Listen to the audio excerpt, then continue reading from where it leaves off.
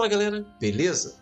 Gente, hoje nós vamos estar continuando a série de vídeos que eu tenho feito aqui no canal falando sobre o universo de Star Trek. E a gente falou de várias coisas, falamos sobre dobra espacial, falamos sobre a Federação, Frota Estelar, armas que existem no universo Star Trek, naves estelares, nós falamos de muitos assuntos aqui.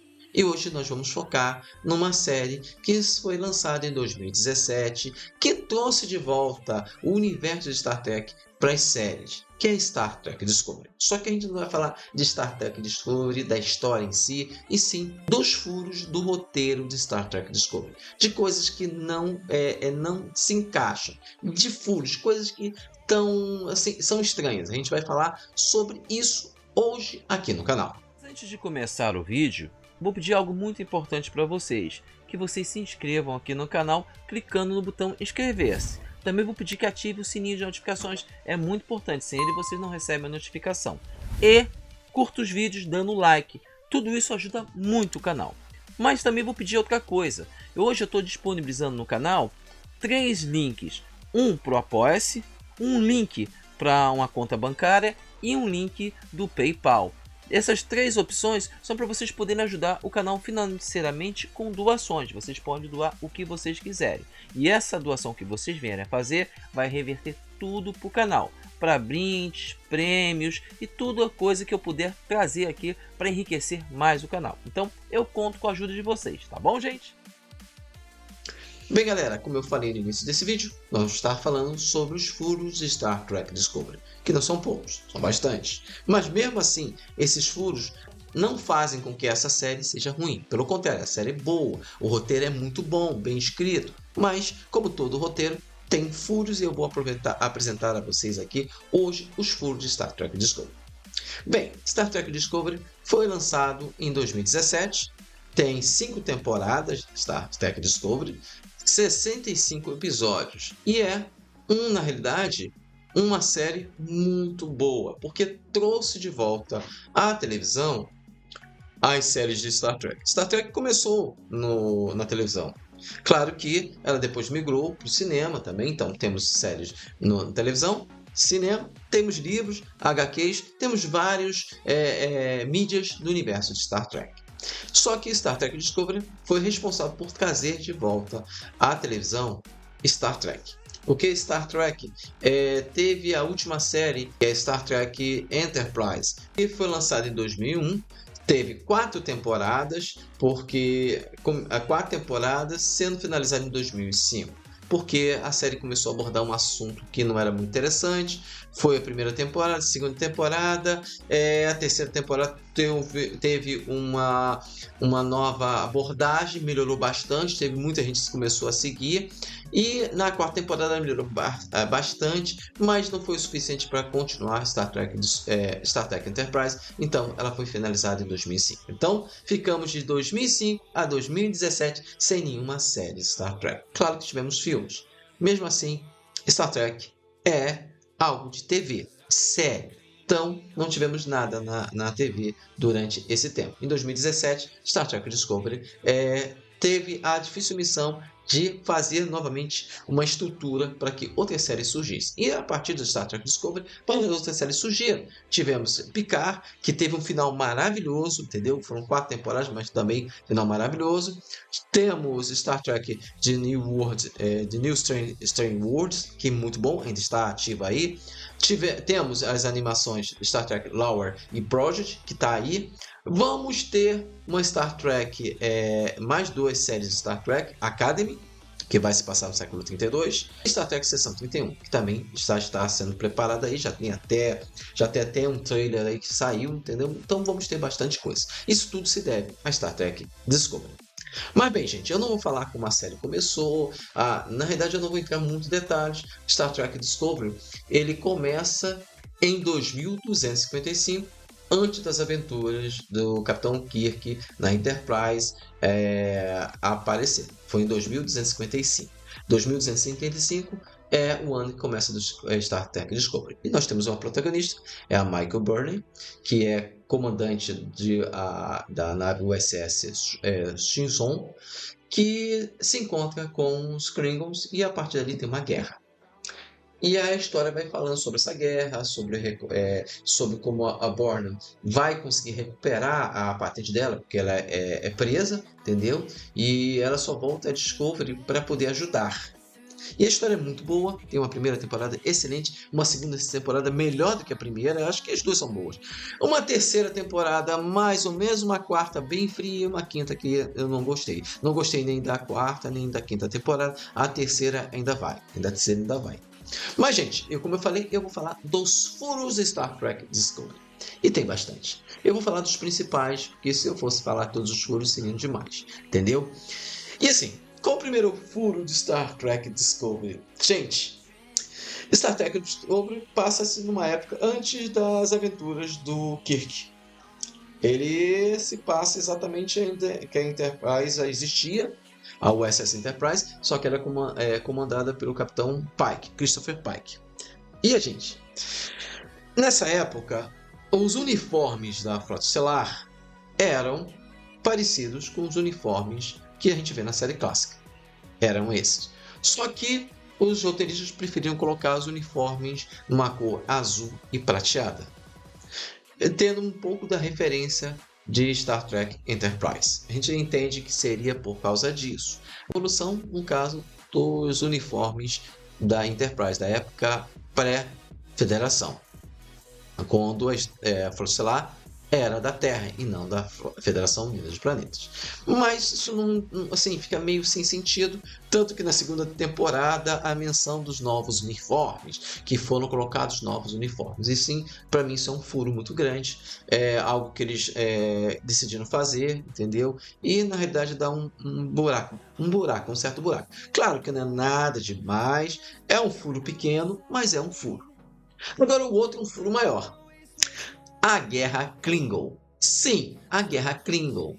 Em 2255, os Klingons entraram em guerra com a Federação Unida dos Planetas. E essa guerra nunca existiu. Nunca foi colocado nenhum registro. Não havia esse registro. Tanto que, numa história na primeira temporada de Star Trek, a série, quando os Klingons e a Federação iam entrar em conflito, eles são parados pelos Organianos, seres de energia muito evoluídos que pararam a guerra. E ali é falado que nunca havia tido uma guerra entre a Federação e o Império Klingon. Então, essa guerra é uma guerra, durou 6 meses, 7 meses, entendeu? Mas é uma guerra. E essa guerra provavelmente durou até o quase final de 2255, no século 23. E nunca houve um registro dessa guerra. Isso para mim é um outro furo. Esse furo sim é um furo sério. Mas aí vem um outro furo que para mim é o pior de todos. Até agora é o pior de todos, entendeu? É a aparência dos Klingons. Gente, os Klingons, quando apareceram na série clássica, eles se pareciam muito com os humanos. Só eram muito peludos e a pele era mais morena. Essa é a aparência dos Klingons que apareciam ali pra gente. Com a nova geração, essa aparência, eles mudaram um pouco a aparência. Nova geração, não. Com os filmes do cinema, mostrou-se uns Klingons com a testa, com aquelas cristas, entendeu? Aquelas cristas e os dentes pontudos, mais pontudos. Essa ficou a aparência dos Klingons.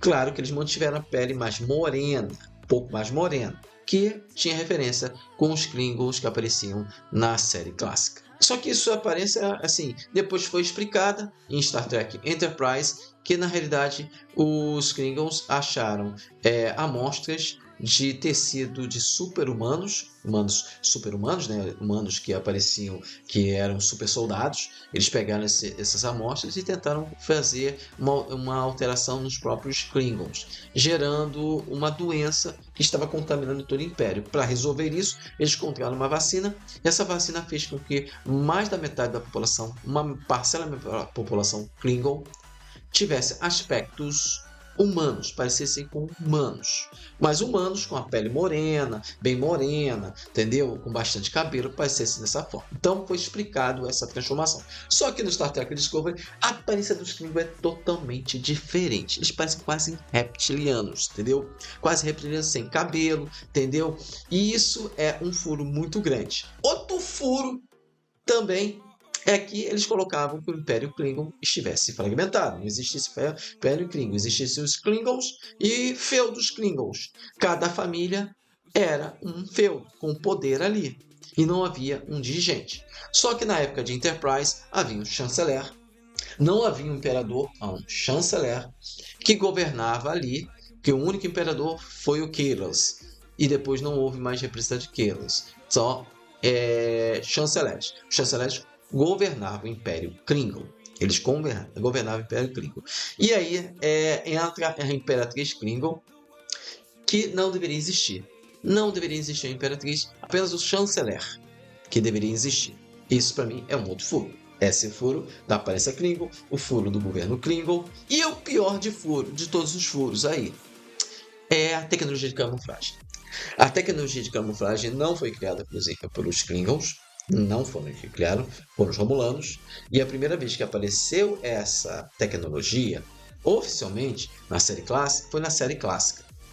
A série clássica mostrou essa tecnologia de camuflagem. Essa tecnologia de camuflagem, depois de algum tempo, os Klingons e os Romulanos fizeram uma parceria e os Klingons obtiveram tecnologia de camuflagem. Então, eles passaram a ter a tecnologia de camuflagem a partir dos Romulanos. Tanto que no Enterprise é mostrada a primeira nave camuflada romulana. A primeira nave camuflada romulana, ele já tinha a tecnologia de camuflagem. Então, na realidade, é um furo muito grande no roteiro de Star Trek Discovery.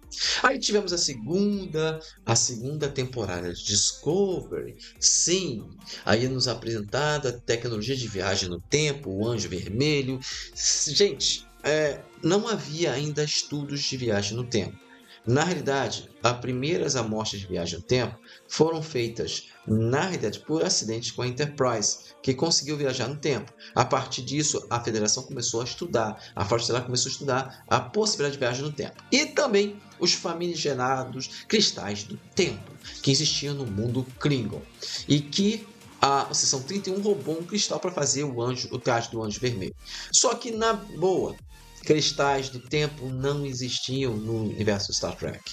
Não existiam, porque se existissem, os Klingons utilizariam desse poder para criar armas. Então, não é passível isso, entendeu? Outro problema é que apareceu tanto na primeira como na segunda temporada, cadeirantes. Cadeirantes não existem em Star Trek Discovery, no universo Star Trek. Por que não existem? Porque se eles têm tecnologia para desmaterializar uma pessoa num ponto, rematerializar no outro, que é muito mais complicado do que fazer uma pessoa andar novamente, ou colocar uma estrutura que permita ele andar, um exoesqueleto, é muito mais fácil fazer isso do que teletransporte, ou própria dobra espacial. Então, gente, é algo que não é um furo no roteiro. Colocar um cadeirante ali só para encher cota.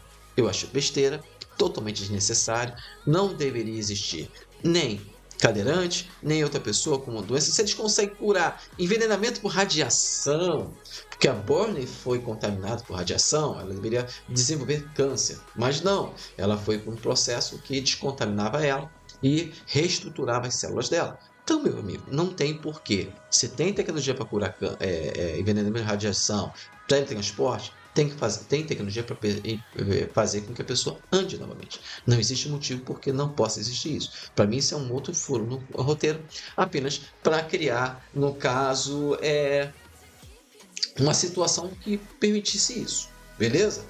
Agora, outro furo no roteiro é, no caso, a Esfera. A Esfera é uma entidade senciente, velhíssima, que acumula informação. Ele vai, pesquisa os locais, acumula informação, só que apareceu ali e para descobrir por conveniência, para permitir o roteiro. E que ali ela estava morrendo, ela transferiu todo o conhecimento para os computadores da Discovery. Ela fez isso. Se existisse uma entidade desse tipo, já deveria existir registros.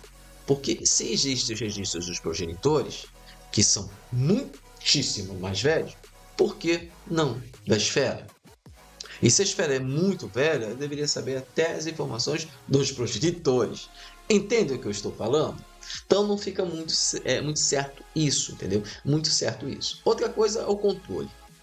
Gente, os computadores no século 23, na época 2255, não estavam com capacidade para ter a capacidade de inteligência que foi mostrado pelo controle, dele fazer certas coisas, dele inserir num corpo, um corpo vivo, parte dele para controlar o corpo, para transferir a consciência dele.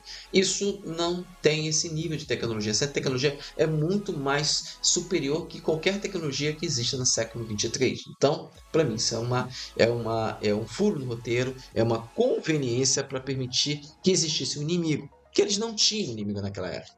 O Anjo Vermelho estava aparecendo ali para corrigir algum problema. E o controle do futuro estava tentando vir para o passado, assim, meio sem lógica, entendeu? Meio sem lógica. Para mim isso é um furo muito grande. Mas aí vamos para a terceira temporada. A Discovery e toda a sua tripulação vai para o futuro, para o século 32. No século 32 se descobre que houve uma coisa, a Federação não existe. A Federação, na realidade, existe, mas é muito pouco. São poucas raças por causa da queima. O que é a queima? Todos os estoques de lítio que estavam ativos foram destruídos. As naves explodiram, o lítio explodiu. Ótimo, ok, beleza. E por causa disso, não tem mais dobra espacial superior. Não existe mais dobra espacial superior. Não existe. Mas assim, gente, mesmo sem o de lítio, você consegue fazer dobra espacial. Pode fazer com fusão nuclear, ou próprio reação de matéria-antimatéria, entendeu? O de lítio só facilitava porque produzia um plasma muito mais energizado, mas no século 32, no século 23 até 32 são muitos anos, muitos séculos. Não se desenvolveu alguma tecnologia para criar energia da mesma forma que o de lítio. E o de lítio não é responsável por fazer a dobra.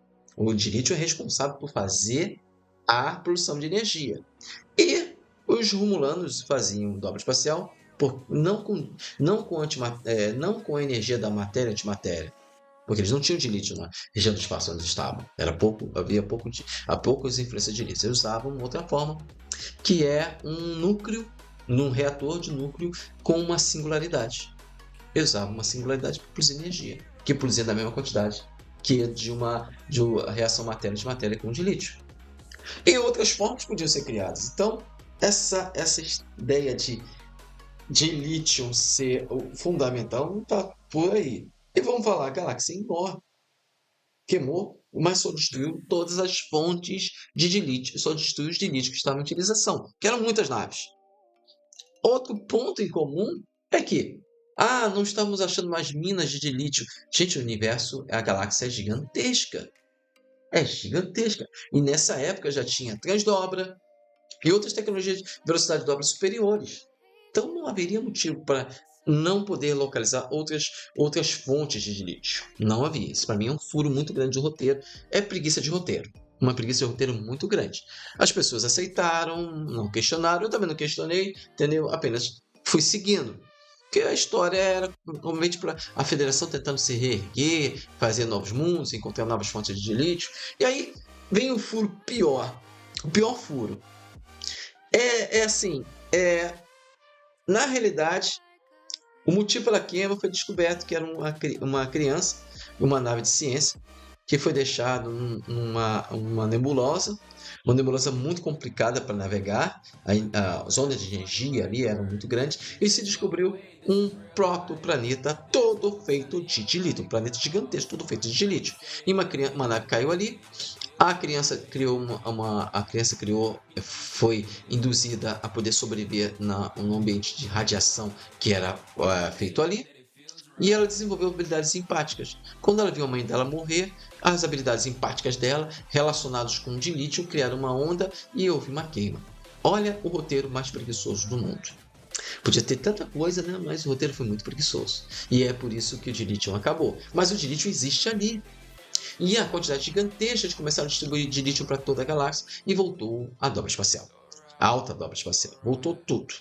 Então a galáxia está integrada novamente. E a gente tem aí a quarta temporada, que é também uma temporada preguiçosa, que é uma raça que é de outra galáxia, que desenvolveu uma tecnologia que a tecnologia deles é tão superior, mas tão superior, entendeu? Essa capacidade de absorver energia de galáxias.